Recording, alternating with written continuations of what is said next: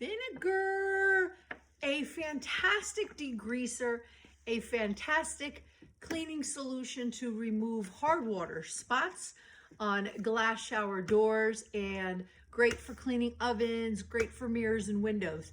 But vinegar is not a disinfectant that will kill COVID. No, no, no. Vinegar has been shown to kill some foodborne pathogens and some cold and flu viruses, but you absolutely must have a proper dwell time of 30 minutes. 30 minutes leaving vinegar wet on a surface to properly kill and remove the germs and bacteria that it's made to remove and kill.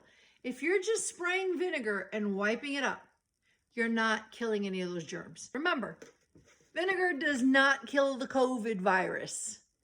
No.